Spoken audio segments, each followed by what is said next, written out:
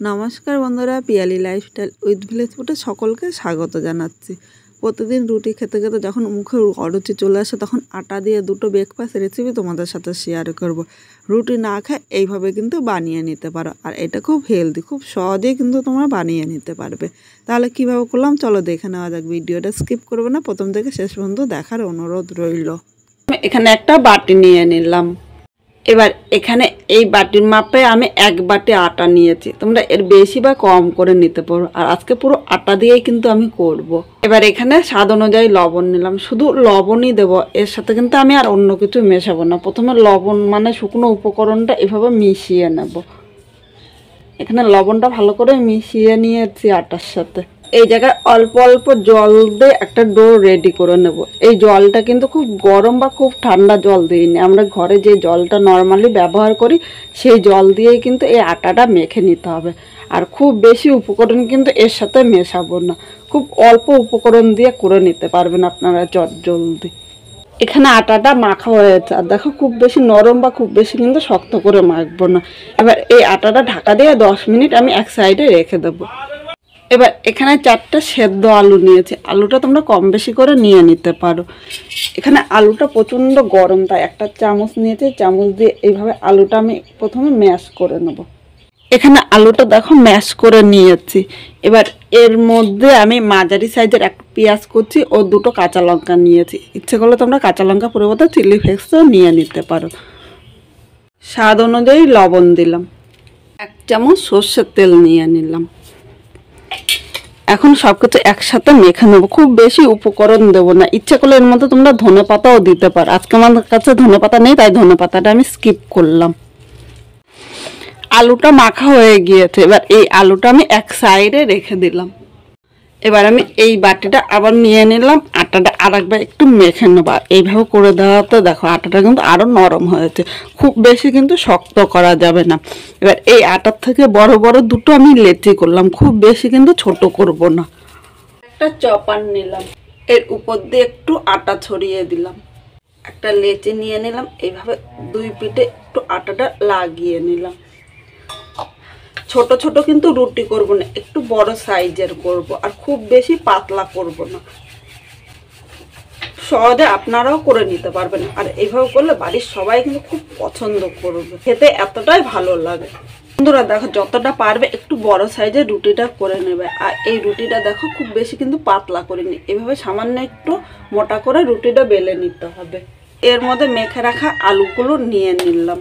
এখানে আমি যেহেতু 2টো রুটি করব তাই আলুটা কিন্তু 2 ভাগ করে নিয়ে নিয়েছি।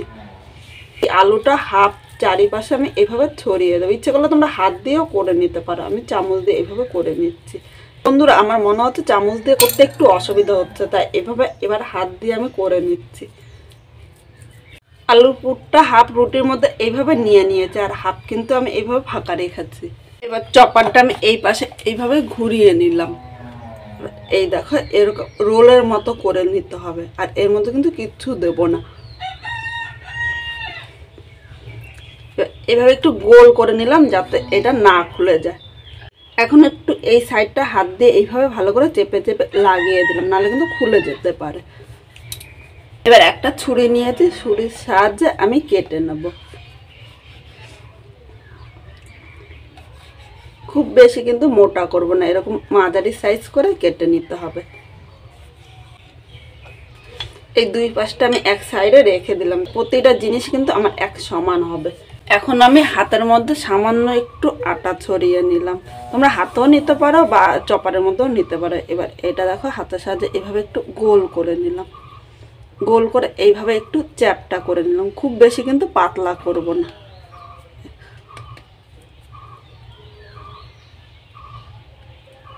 এই দেখো এরকম করে আমি সব কটা রেডি করে নেব। প্রথমে হাতের সাহায্যে এইভাবে গোল করে নিতে হবে,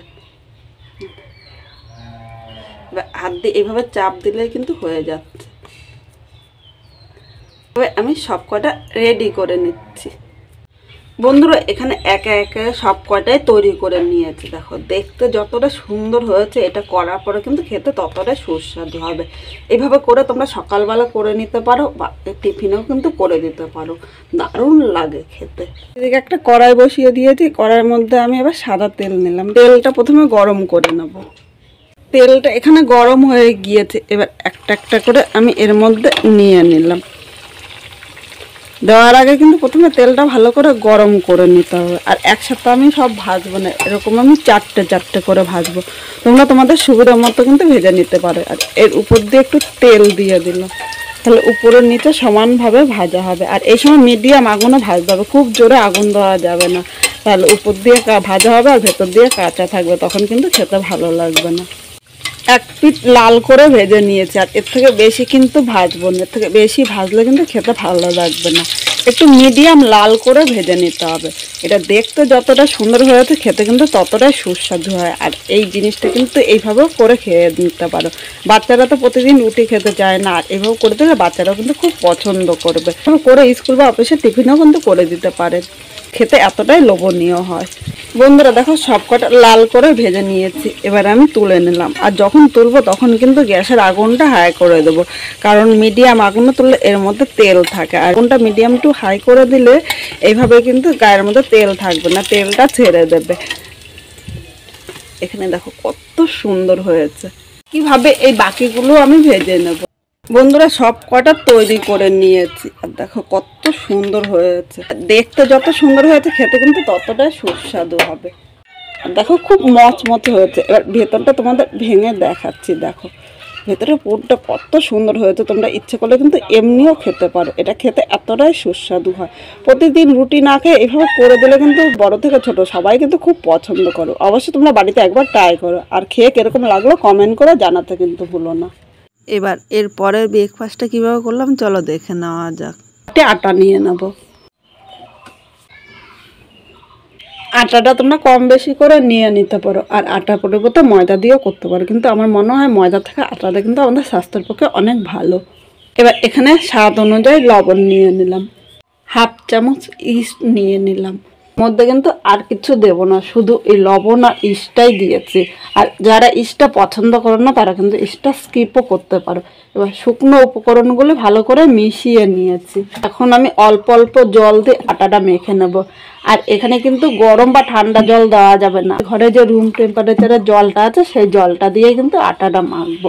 এভাবে অল্প অল্প দিয়ে কিন্তু আটাটা মাখলে একদম পারফেক্ট আটাটা মাখা যাবে।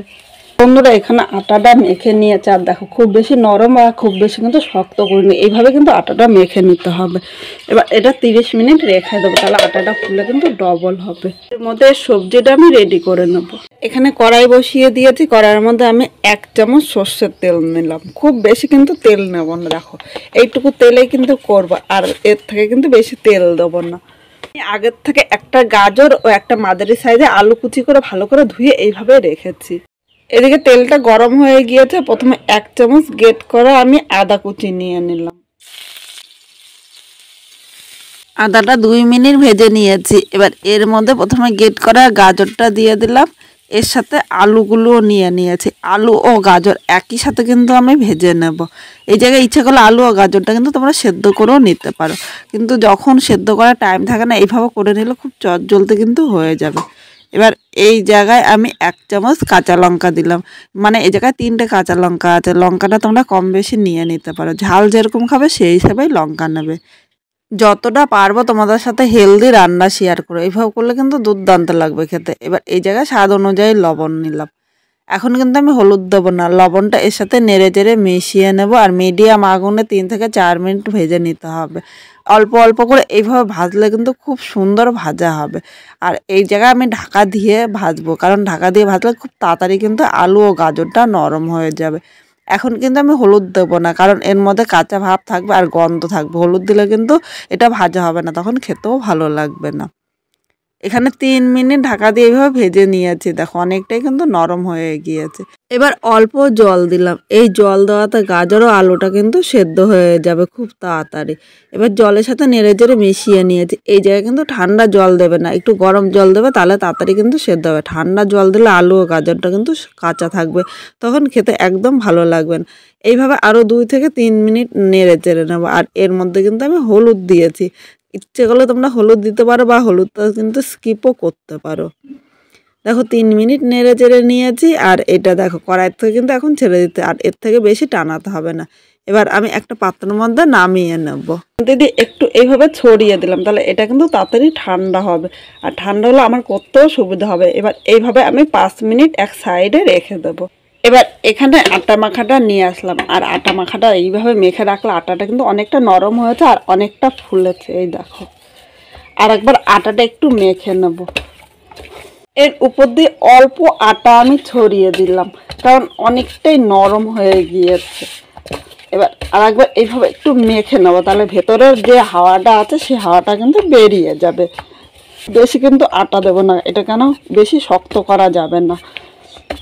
এবার মাখা হয়ে গিয়েছে, এই আটার থেকে আমি লেচি কেটে নেব। আমরা যেরকম রুটি করি তার থেকে একটু বড়, মানে একটু মোটা মোটা করে লেচিটা কাটতে হবে। এখানে আমি 3টে লেচি করেছি। এবার হাতের সাহায্যে এইভাবে গোল করে নিলাম। এখন এই আটাটা তোমরা কিন্তু বেলেও নিতে পারো, আমি বেলবো না, আমি হাতের সাহায্যেই করব। প্রথমে দেখো আমি হাতের উপর একটু আটা ছড়িয়ে নিলাম। এবার এইভাবে হাত দিয়ে আমি এইভাবে যে গোল বলের মতো করে, এরকম বলের মতো করে নিলাম। মনে হয় বেলার থেকে এইভাবে সুবিধা হয়। আর যারা এইভাবে পারবে না তারা কিন্তু একটু বেলে নিতে পারো। আর খুব বেশি কিন্তু আমি পাতলা করিনি, একটু মোটা সাইজের করে নিতে হবে। আর যদি মনে হয় যে হাতে একটু লেগে যাচ্ছে, তখন এই উপর দিয়ে অল্প অল্প আটা ছড়িয়ে নিতে পারো, তাহলে কিন্তু হাতে লাগবে না। এখানে যে পুরটা আমি রেডি করেছি, এই জায়গায় 1 চামচ পুর নিয়ে নিলাম, আর 1/2 চামচ পুর নিয়েছি। এই পুরটা একটু বেশি দেওয়াতে এটাই কিন্তু খেতে দারুণ লাগবে।